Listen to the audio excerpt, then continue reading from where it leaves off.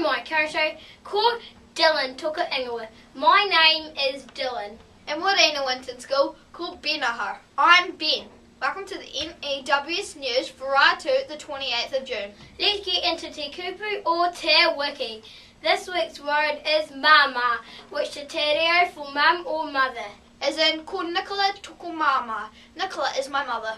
That's māmā, which is te reo for mum or mother. Kia ora, Powell's News. Check the library today to see who's up. Spelling Bee News.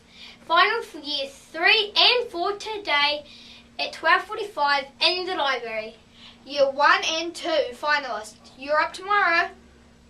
That's years 3 and 4 finalists today at 12:45 in the library with a pencil. Now, if you miss any notices, you can play the news again, read all the notices in the text box below. Whare-pukapuka News. The House of Books, aka the library, will be closed today for the Spelling Bee final. Kia ora. Magazine Team News. You have a meeting at 12:40 today in the group room. One birthday at Winton School today. Logan Wolferston is turning 9. Rafano kia koe. Have a great day.